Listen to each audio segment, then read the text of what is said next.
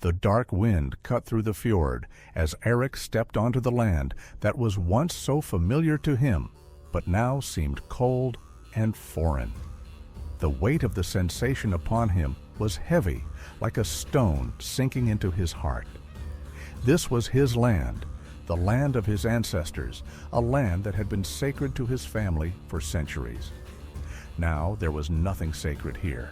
Beneath his feet, the ice and snow cracked as if the very earth had been ravaged.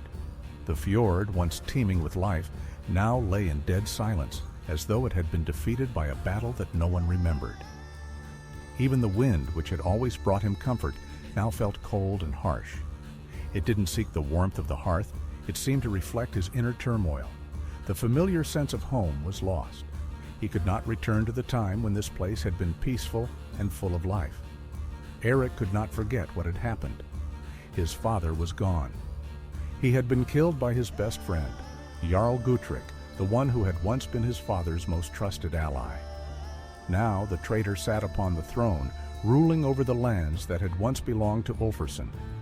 The murder of his father was the final blow, the last piece to sink into the abyss of Eirik's soul. He could not understand why Gutrik had done it, but the more he pondered, the more he realized it wasn't a simple betrayal. There was something deeper at play here. Gutrik had his own ambitions, his own desires, and they were far greater than honor and friendship. Ulfarsson had been too strong, too steadfast in his principles to bow to anyone's whims. And Gutrik perhaps had understood that long before anyone else did. When the murder was carried out, everything around it changed, and not only for Eirik, but for anyone with ties to it. His father's death had marked the beginning of a new era, an era of power struggles, a war for the throne, one that had dethroned Ulfarsson and placed another in his stead. Eirik stepped onto his native land, and for the first time in a long while, he felt a deep ache in his heart. The young man, who had once been full of hope and dreams, now stood in the face of a grim reality. He could not leave his father's death unanswered. He could not leave betrayal unpunished. And so his decision was made. He would hunt down Gutrik, and if it meant war, he would be ready for it. There was no other choice.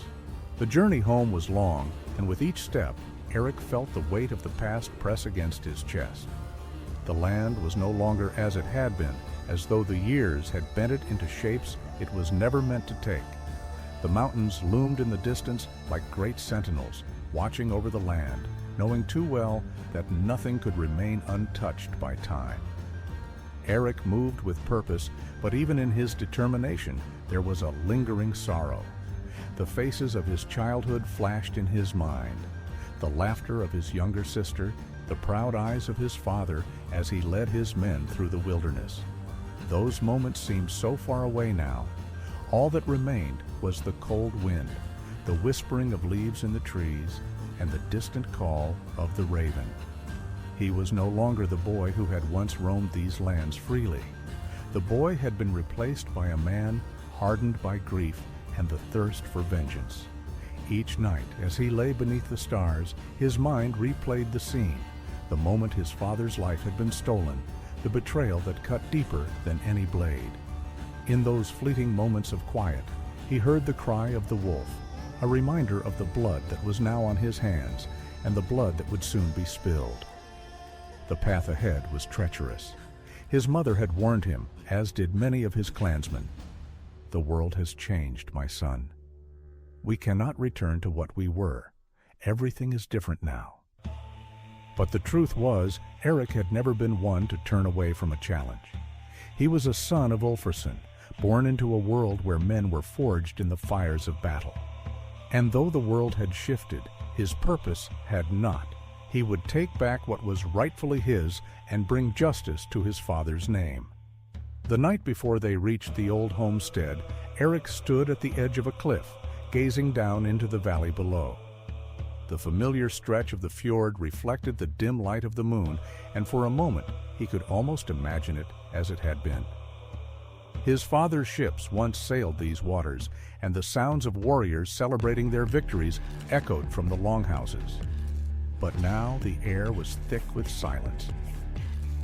He felt a hand on his shoulder and turned to see Håkon, his closest friend and ally. Håkon's face was weathered, his hair streaked with gray, but his eyes held the same fire that had burned in them since they were children. "Are you ready for this, Eirik?" Håkon asked, his voice low but steady. "To face Gutrik and whatever else lies ahead?" Eirik nodded, the fire in his heart matching the one in Håkon's eyes. "I'm ready. We've come this far. There is no turning back." Håkon did not speak further. He only gave a silent nod of approval, understanding that this was not a journey of words, but of actions. Tomorrow they would cross into the lands of their enemy, the lands once ruled by Eirik's father, now claimed by the traitor Gutrik. As they continued their trek toward the homestead, the weight of their mission settled over them. There was no turning back. For Eirik, the return to this land was not just a homecoming. It was the beginning of a war for his father's honor, and a battle for the very soul of his people. The morning after their arrival, the village seemed unchanged, but to Eirik, it felt like a ghost of what it once was. The smoke from the hearth still curled into the air, and the scent of pine lingered in the brisk morning wind. Yet, beneath this familiar facade, everything had shifted. The land was the same, but the spirit of the people had been broken. The warriors who had once stood proud at their gates were now replaced by whispers of doubt, fear, and shame. Eirik could see it in their eyes as he passed them, the weight of his father's death still hanging heavily on their shoulders. How many of them had feared speaking out against Gutrik? How many had suffered in silence while the traitor had taken their lands and their honor? The villagers had become like shadows of their former selves, torn between loyalty to the bloodline of Ulfarsson and the fear of retribution from the man who now controlled the region. The first person he sought out was Hilda, his mother's closest friend, and the woman who had once held the role of his second mother. She had raised him when his own mother had been too busy with the duties of the clan, and her wisdom was unmatched in the village. Yet when Eirik found her, she seemed a mere shadow of the proud matron he remembered. Her hands shook as she stirred the pot over the fire, and her eyes were filled with a deep sadness that had never been there before. "Eirik!" Her voice cracked when she spoke his name, and it filled him with a bitter sense of sorrow. She hadn't spoken to him since the day he left for his travels, the day before his father's murder. Now her grief was almost palpable. He knelt before her, trying to meet her gaze. "Hilda, tell me everything. What happened after I left? How did it come to this?" Her eyes flickered with pain, but she slowly told him what had transpired during his absence. The rise of Gutrik, how he had charmed the villagers with promises of prosperity while undermining Ulfarsson's authority. The clan had once been united under his father's rule, but Gutrik had sowed division, turning allies into enemies, turning trust into suspicion. And when the time was right, when Ulfarsson had been vulnerable, Gutrik struck. But it wasn't just the betrayal of Ulfarsson that shattered everything. It was the secret ambition of Gutrik, the dark deal he had made with foreign invaders. Gutrik had sold his soul, promising the riches of their land to foreign kings in exchange for power. This treason was something even the bravest of warriors couldn't have anticipated. Eirik's fists clenched, his jaw tightening. He betrayed everything, didn't he? Hilda nodded, the weight of the words heavy in the air. He didn't just take your father's life. He sold your people's future to the highest bidder. Eirik rose to his feet, a burning fire igniting in his chest. The truth had hit him like a blow to the gut. The battle was no longer just about avenging his father's death. This was a fight for the very soul of his people, and it would be a war unlike any the land had ever seen. Before he could say more, Hilda placed a weathered hand on his arm. "Eirik, there's something you must know. There are others who still stand with your father's cause, secretly. They've been waiting for someone to rise up against Gutrik. You are the one they've been waiting for." Eirik stared into her eyes, and in that moment, the weight of his destiny seemed to settle upon his shoulders. This was no longer a mission for vengeance alone. He had become the hope of a broken people. The legacy of his father now rested in his hands. "Tell me where they are," he said, his voice cold and determined. "We will gather those who are willing to fight. Together, we will end this." As he left Hilda's hut, he knew his path was clear.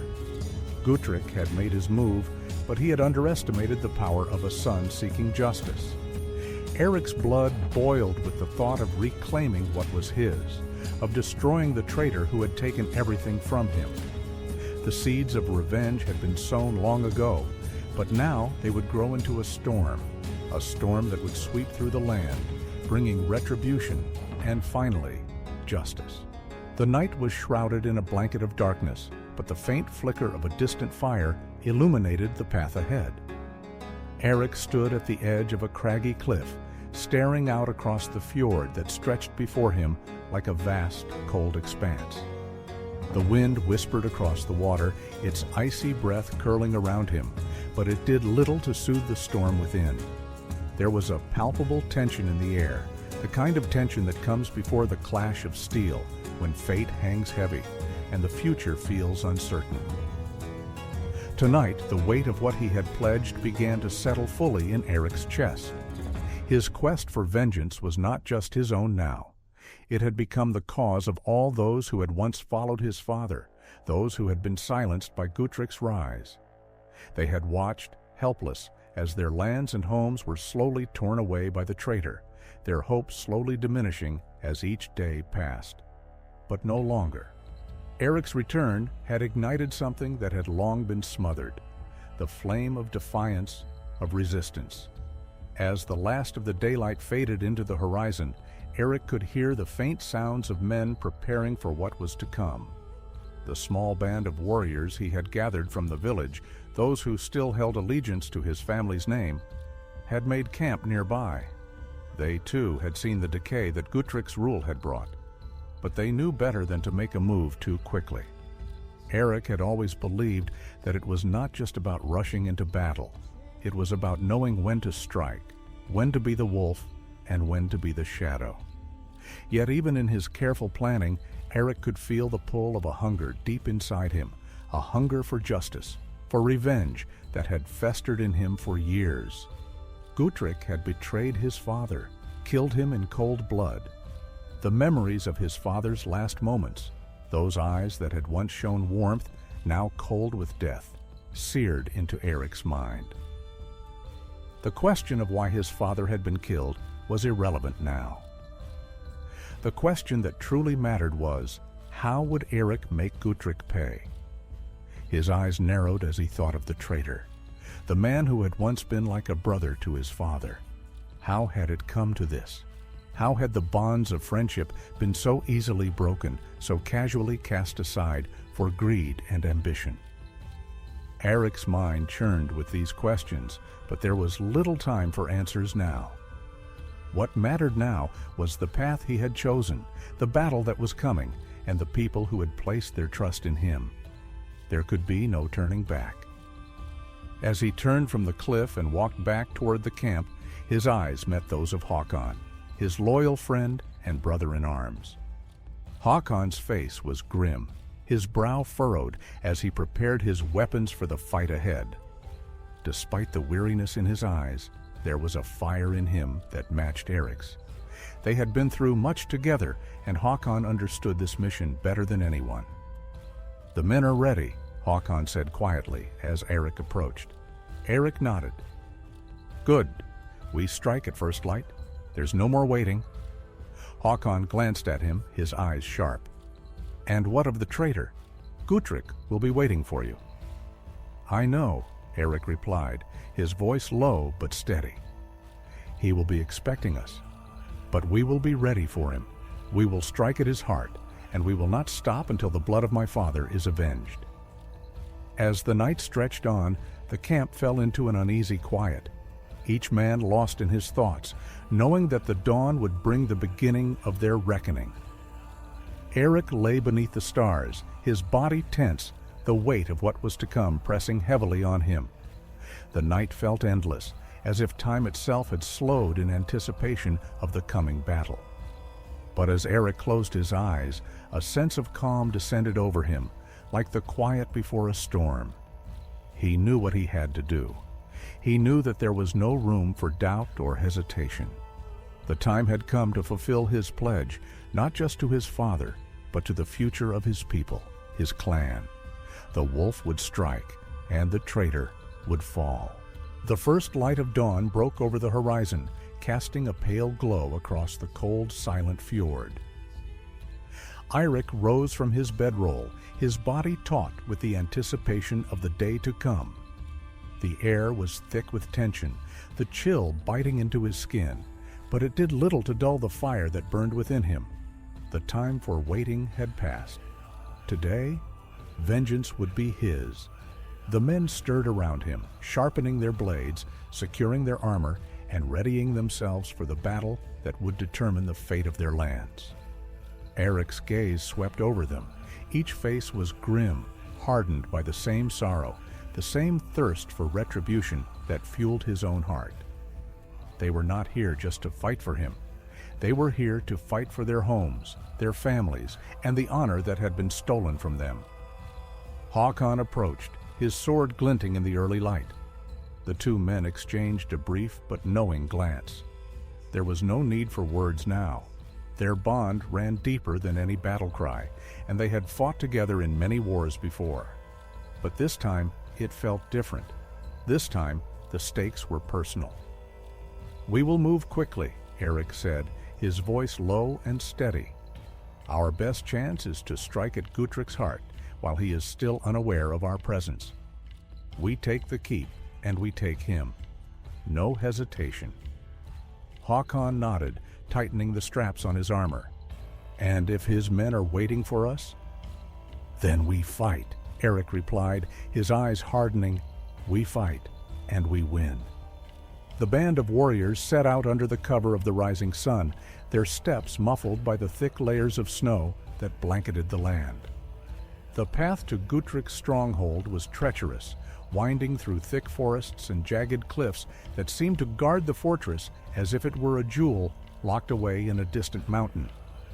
But the men moved with purpose, each step bringing them closer to their goal. As they neared the stronghold, the scent of smoke and burning wood carried on the wind. Eirik's heart beat faster. Gutrik had already begun preparing for war, perhaps expecting this very attack. The traitor was a calculating man, not one to be caught unaware. But Eirik and his men had one advantage: surprise. Gutrik would never know they were coming until it was too late. They approached the stronghold at twilight, the snow-covered ground reflecting the dimming light. The fortress loomed ahead, its high walls casting long shadows over the land. Eirik's pulse quickened as he surveyed the area. There were guards posted, but their patrols were sparse, complacent. It was clear that Gutrik had not anticipated an attack so soon. The traitor's arrogance had blinded him to the danger that now loomed so close.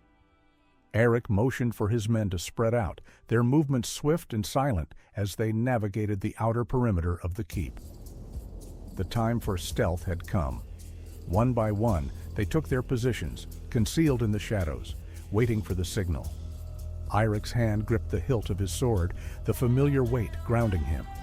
He could feel the adrenaline surge through his veins, his senses sharpening, every detail of the world around him becoming crystal clear. The moment of reckoning was near. Gutrik's time was running out. With a sharp exhale, Eirik gave the signal. The men erupted from their hiding spots, their battle cries echoing through the air as they charged toward the gates. The defenders, slow to react, were quickly overwhelmed by the ferocity of the attack. Swords clashed, shields splintered, and blood stained the snow beneath their feet. Eirik fought with the fury of a wolf unleashed. His blade moved through the air with deadly precision, cutting through flesh and bone, each strike a step closer to his vengeance. His mind was focused, his heart a storm of rage and sorrow, but there was no hesitation. He was unstoppable. Gutrik's men, taken by surprise and unable to mount a coordinated defense, quickly fell to the tide of warriors that swept through the stronghold. It was a slaughter, swift and brutal. Eirik's eyes never wavered from his target, the inner fire that had been smoldering within him for so long now roaring to life. He had come here for one reason, to take back what was his, and to punish the man who had murdered his father. As the battle raged on, Eirik's heart beat louder in his chest. He could feel Gutrik's presence nearby, and it spurred him on. The traitor had to be close. Soon the walls of the keep would fall, and then nothing could save him. Eirik burst through the last set of doors, his sword raised high, his breath heavy in the air. And there, standing in the great hall, was Gutrik, his former friend, the man who had betrayed everything they had once fought for. Gutrik's face twisted in surprise, but there was no fear in his eyes. Instead, there was a cold confidence, a certainty that he had already won. He had no idea, Eirik realized, how badly he had underestimated the son of Ulfarsson. Eirik's voice was low, but it carried with the weight of 1,000 broken promises. "It's over, Gutrik." The traitor's smile faltered, but only for a moment. "You think you can stop me, Eirik? You're nothing but a shadow of your father. Your revenge means nothing." Eirik stepped forward, his blade gleaming in the low light.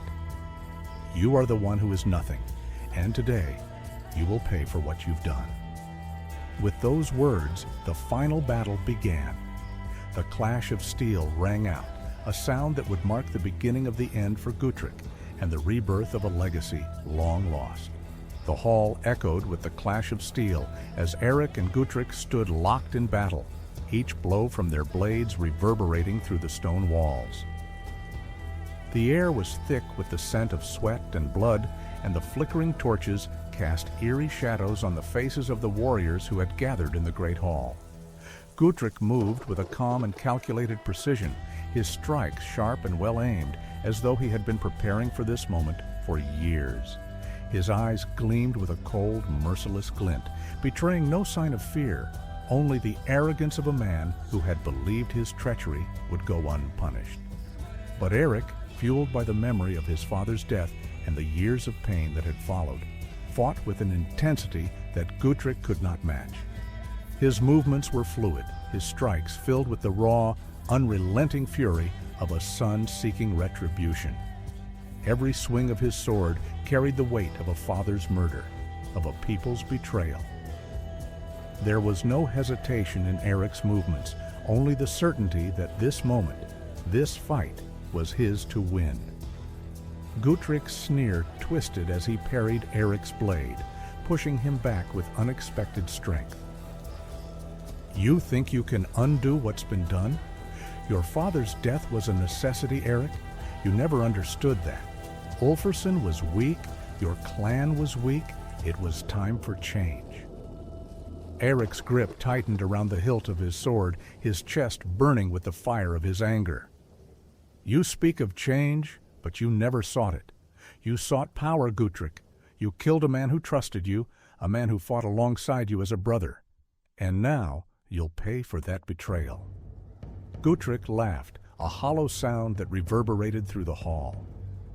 "Brother, don't make me laugh. Your father was a fool. He trusted too easily, believed in things that had no place in this world. He was a man of honor in a land where honor has no value. I, on the other hand, am the future. I'll take what I want. I always have." Eirik's sword came crashing down, forcing Gutrik to retreat a step, but the traitor quickly recovered, his eyes cold with malice. "You were never meant to be a king, Eirik. You were a son, and sons don't understand the weight of leadership. You don't understand the sacrifices that must be made to secure the future of a people." "I understand enough," Eirik spat, his breath ragged. "I understand that a man who betrays his own flesh and blood is no better than a beast." With that, Eirik pressed forward, his blade cutting through the air like a storm. The fury in his heart made him unstoppable, his every move a testament to the pain and loss he had endured. Each strike, each movement, was a step closer to making Gutrik pay for his treason. Gutrik was forced to fall back further, his own sword trembling as he tried to block Eirik's relentless assault. "You think you can kill me, Eirik? You think your anger will make you stronger? I'm more than just a man. I'm the one who will shape the future of this land. I'm the one who will lead us to power." Eirik's face hardened. "The future of this land? You'll never lead anyone, Gutrik. You've already lost. You just don't know it yet." In a sudden, brutal move, Eirik struck, his sword slicing through Gutrik's defenses and finding its mark. The traitor's eyes widened in shock as the blade cut deep into his side, the blood pouring from the wound in a dark stream. He staggered, his breath coming in sharp gasps, but his hand still gripped his sword. For a moment, there was silence. Gutrik's eyes locked with Eirik's, his lips curling into a twisted, pain-filled grin. "You're just like him," he whispered, the blood dripping from his lips. "Just like your father. Weak." Eirik's grip on his sword tightened, his voice low and filled with a fierce calm. "No, Gutrik, I'm nothing like him. I'm his son, and I will make sure his legacy is remembered. You will not defile his name." With one final decisive strike, Eirik drove his sword through Gutrik's chest, silencing the traitor's mocking words. The man who had once been his father's closest ally, who had turned against them all for his own greed, crumpled to the stone floor, the light fading from his eyes. Eirik stood over him, his chest heaving with the exertion of the fight, his heart still burning with the fire of revenge. The halls, once filled with the sounds of battle, had quieted. The traitor was dead, but the price of victory was not lost on Eirik. His father's death had been avenged, but there was a lingering emptiness that settled in his chest. For all the years of pain, for all the anger, for all the bloodshed, he had taken the life of the man who had stolen his father's throne, and yet it did not feel as triumphant as he had imagined. The hall was eerily still. Eirik's sword dripped with Gutrik's blood, the weight of the moment sinking in. There would be no more battles, no more wars to fight, not for his father's honor, not for his own vengeance.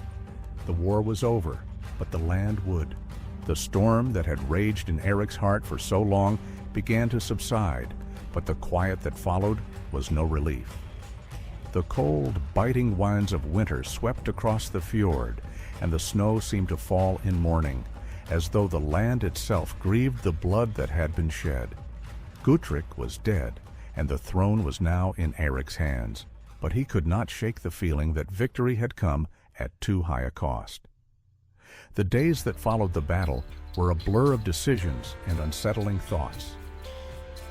Eirik had given orders to the men to clear out the remnants of Gutrik's forces, and in the weeks that followed, the stronghold had slowly begun to fall under his control. But even as he stood on the balcony of his newly reclaimed home, gazing out over the icy expanse, he could not escape the sense of emptiness that clung to him like a shadow. The halls of the keep were now his, but there was no joy in that. There were no celebrations, no songs of triumph to echo through the walls. His warriors had won, but the victory was hollow. His father's death had been avenged, but what did that truly mean in the grand scheme of things? Eirik's thoughts turned inward, as they often did when the weight of leadership pressed upon him. He had known, even as a boy, that he would one day have to step into his father's shoes, that he would have to rule, but nothing could have prepared him for this. Nothing could have prepared him for the way his heart still longed for the warmth of his father's presence, for the guidance and wisdom that had been lost with his untimely death. As Eirik stood there, the sun setting behind him and casting long shadows over the snow, he felt the burden of those shadows pressing down on him. What did it mean to be a ruler in a world where betrayal and violence were so commonplace? Was there any honor left in the world, or had it been consumed by the greed and ambition of men like Gutrik? A soft knock at the door broke his reverie, and he turned to see Håkon standing in the doorway. His old friend's face was grim, as always, but there was something more in his eyes now, something that spoke of understanding, of shared burdens. "The council is waiting for you," Håkon said quietly. "They've heard of Gutrik's death, and they're eager to see you take the reins of power." Eirik nodded slowly, but he did not feel eager. In truth, he felt as though the weight of the entire world had just landed on his shoulders, and there was no escaping it. The warriors who had fought beside him, the villagers who had depended on him, he was now responsible for them all. "I'll be there shortly," Eirik replied, his voice distant. Håkon hesitated, his gaze lingering on Eirik for a moment longer than usual. "You're not alone in this, Eirik. You don't have to carry the weight of your father's legacy by yourself." But Eirik only nodded, unable to speak the words that had been gnawing at him. He wasn't sure he even knew what to say anymore. He had spent so many years focused on revenge, on reclaiming his birthright, that he had never once stopped to consider what would come after. Now that it was over, he found himself adrift in a sea of uncertainty. When Eirik entered the council chamber, the murmurs of the gathered men fell silent. His presence commanded attention, as it always had, but today it felt different. There was a weight in the air, a tension that had nothing to do with his position and everything to do with the uncertainty that loomed over them all.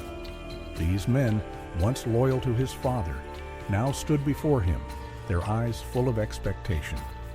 They had seen Gutrik fall, and now they looked to Eirik for leadership. A man at the far end of the room, one of the elder lords, spoke first, his voice deep and steady.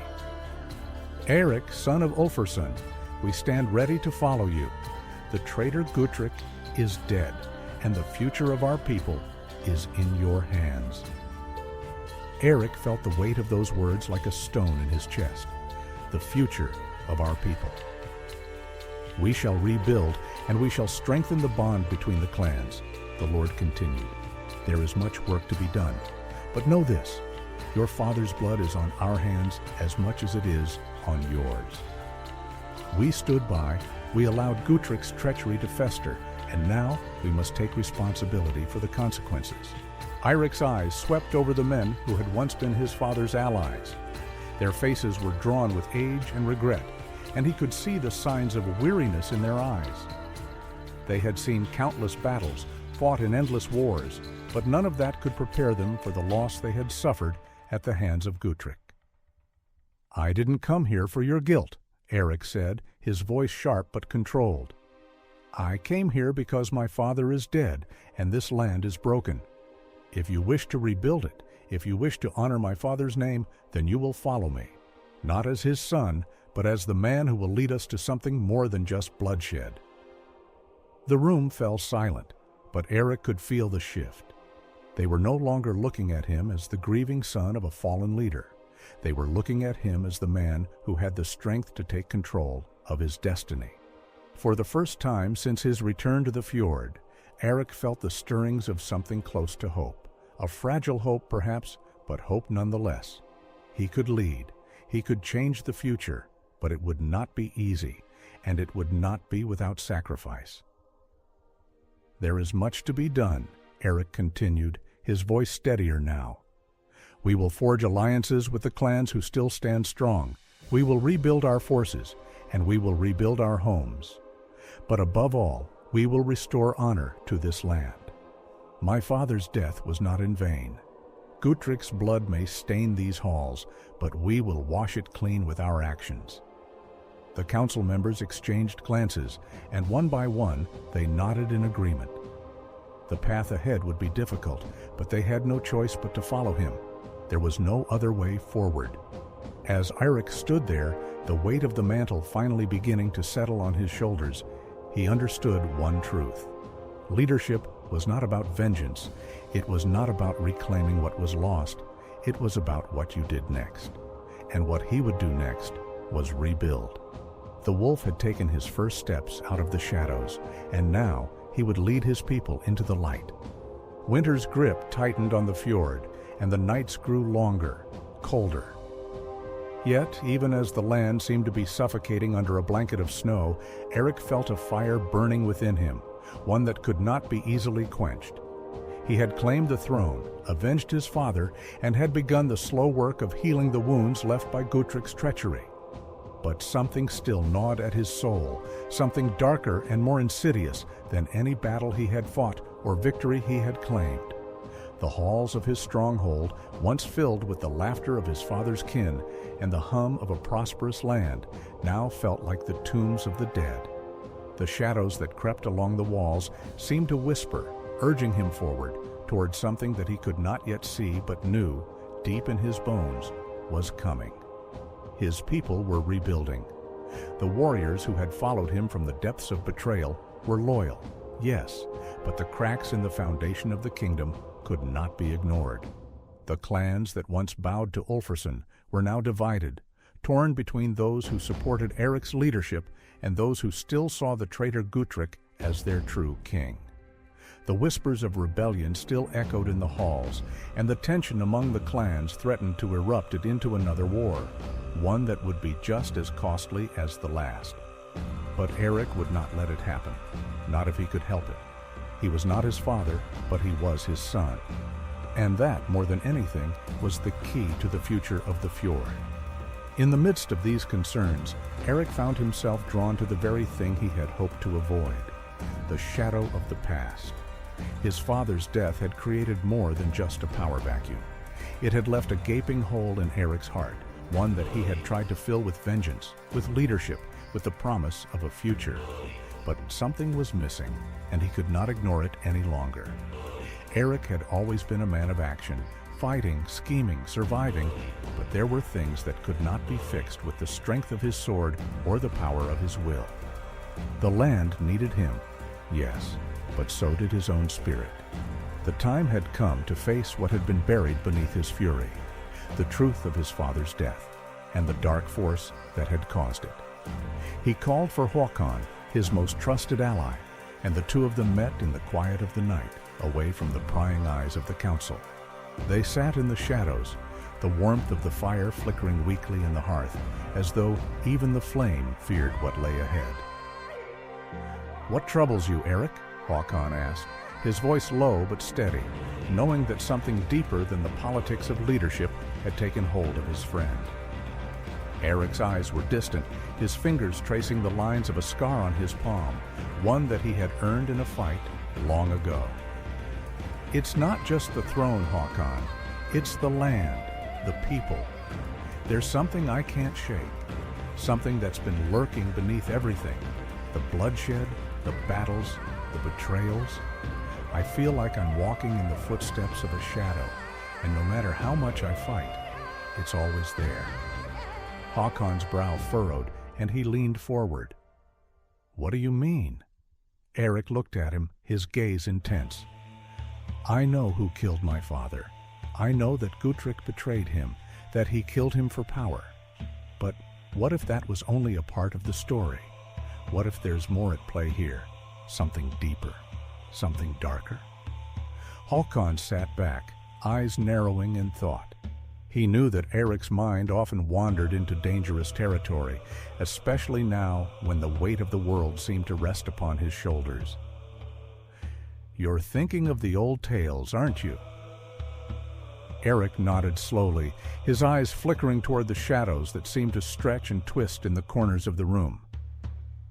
The sagas speak of forces older than men, of gods and spirits who meddle with the fates of mortals.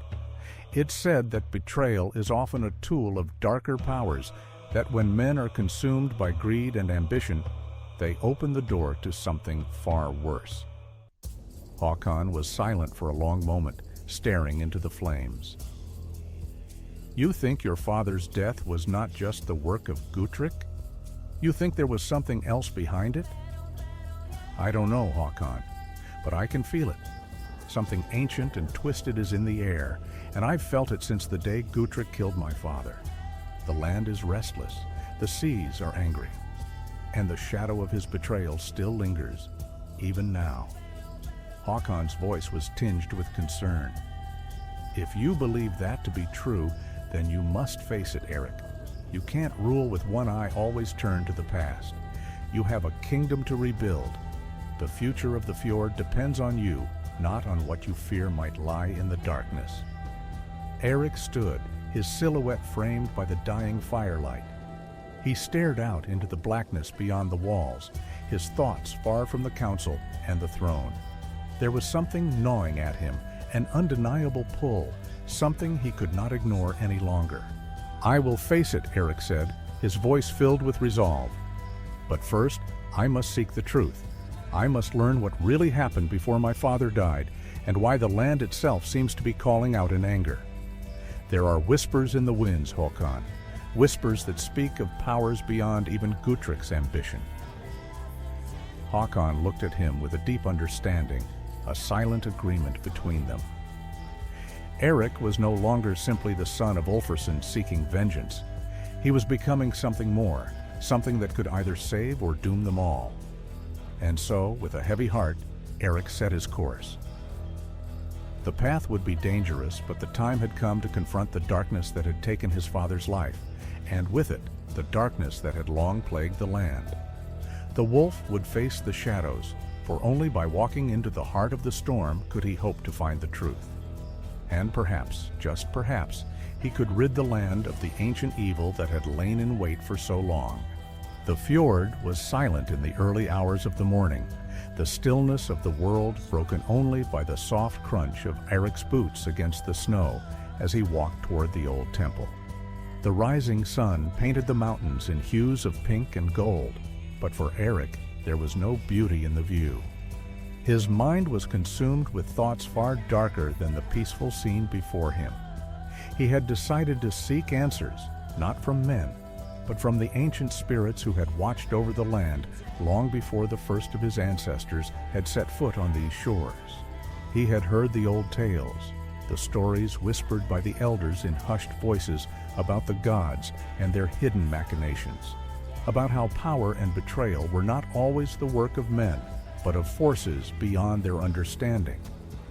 He had dismissed these tales as mere superstition in the past, but now, with the weight of his father's death upon him, he knew he could not ignore them any longer. The temple was a crumbling ruin, perched at the edge of the fjord, like a forgotten relic of a time long past. It had once been a place of great power, where the clan's ancestors had come to offer sacrifices to the gods, seeking their favor in times of war and peace. Now it stood empty, its stone walls covered in moss and the remnants of faded carvings that spoke of forgotten rites. Eirik approached the entrance, the heavy oak doors groaning as he pushed them open. Inside, the air was thick with the scent of damp earth and old incense, the faintest trace of something ancient lingering in the stone. He stepped into the darkness, his eyes adjusting to the dim light that filtered through the cracks in the walls. There, in the center of the room, stood an altar, weathered but still imposing. The altar had been the heart of the temple, the place where offerings were made, where the gods were called upon for guidance. Eirik knelt before it, the weight of his quest heavy on his shoulders. He had come here for answers, but even as he prepared to speak the words that would summon the spirits, a part of him wondered if this was a fool's errand. What could he possibly hope to learn from the ancient gods? Would they even listen to him? He had to try. "I seek the truth." Eirik's voice was low, reverberating in the stillness of the temple. "I seek the truth of my father's death. I seek to know the forces that conspired against him and brought ruin to our people. I know the men who killed him, but I feel there is something more, something darker, that lies hidden beneath their actions. I ask you, gods of this land, to reveal the truth to me." The silence in the temple deepened, the air growing colder with each passing moment. Eirik's breath caught in his throat, but he did not move. He had been raised on the sagas, on tales of gods and spirits who spoke to those who were worthy. He had never truly believed in them, but now he was desperate. A low, guttural sound suddenly echoed through the room, and Eirik froze. It was not the voice of a man, nor the wind. but something older, something deeper. The shadows around him seemed to shift, as if the very walls of the temple were alive. Then a voice, not of his own making, spoke. "You seek truth, Wolf of the Fjord, but truth is not always what you desire. It is a force as ancient as the land itself, and it will not be given freely." Eirik's heart raced as he stood, his hand instinctively reaching for the sword at his side. The voice came again, low and powerful, like the rumble of distant thunder. "The man who killed your father was but a pawn in a game that stretches back further than you know.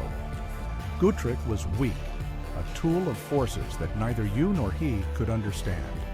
The gods do not play at the whims of men. They see the world as it is, broken, twisted, full of shadows." Eirik swallowed hard. The voice spoke with such authority, such coldness, that it sent a chill through his bones. "Who are you?" he demanded, his voice shaking with a mix of fear and fury. "What do you want from me?"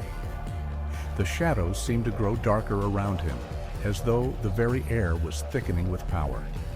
Then, in the blink of an eye, the figure materialized before him, tall and cloaked in dark robes, with eyes that glowed like embers in the night. It was not a man, but something else, something that belonged to the realm of spirits. "I am the one who watches," the figure said. "I am the keeper of the forgotten, the shadow that guides those who seek the truth. You are not the first to seek answers here, Wolf, but you are the first to look beyond the veil." Eirik stood frozen, his pulse pounding in his ears. "What are you? What do you know of my father?" "I know more than you can imagine," the figure replied, its voice like the wind through the trees. "The death of your father was but a ripple in the vast ocean of fate. His fall was the work of those who pull the strings from the shadows, men and gods alike. Gutrik was but a puppet, and you are the one who will decide whether his death will be avenged or forgotten." Eirik took a step forward, his voice a growl. "I don't care about their games.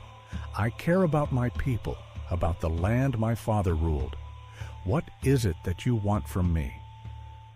The figure's eyes flashed with an intensity that nearly took Eirik's breath away. "I want nothing from you, Wolf. I offer you a choice. You can continue on the path of vengeance, seeking only the blood of those who wronged you. Or you can step into the shadows yourself and seek to understand the true forces that shape this world. The choice is yours." Eirik's mind raced, his heart torn between the thirst for justice and the desire to uncover the deeper truth. "And what would the gods want of me?" he demanded. "The gods do not seek vengeance, Wolf. They seek balance. They seek the unraveling of the old world and the rise of a new one. You may not see it yet, but your path is already set. The question is whether you will walk it in the light or in the darkness." With those final words, the figure dissolved into the shadows, leaving Eirik alone in the cold temple. The silence was deafening, the weight of the decision pressing down on him like a mountain.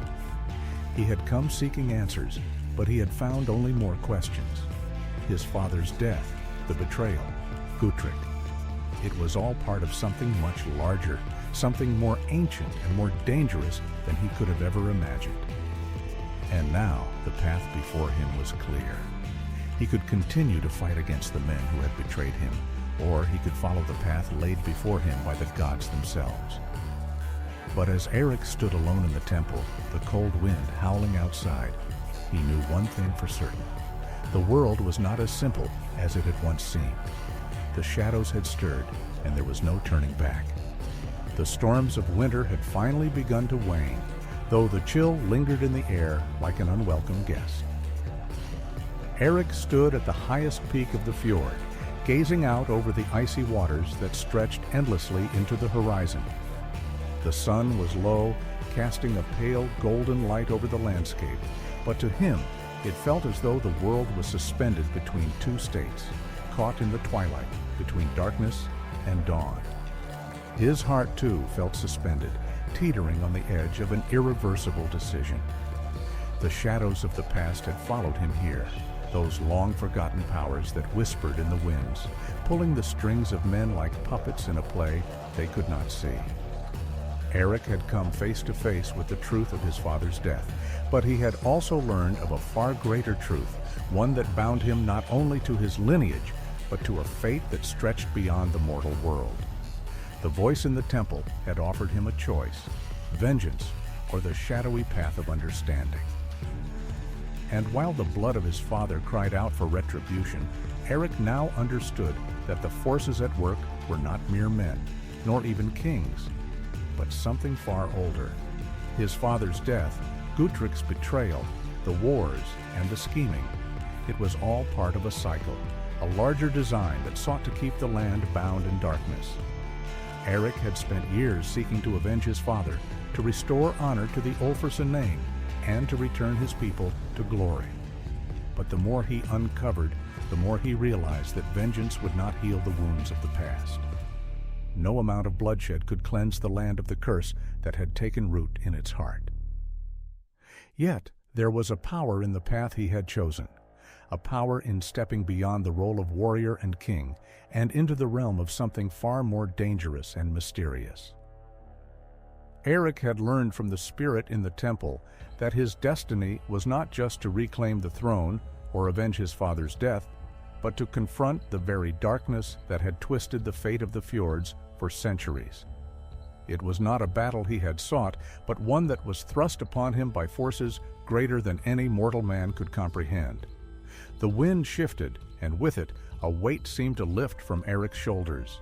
His gaze lingered on the horizon, on the place where the sea met the sky, where the gods themselves were said to dwell. The path ahead was not one of war, but of something even more profound. It was a path toward understanding the hidden forces of the world, and with that knowledge, the power to change the fate of his people.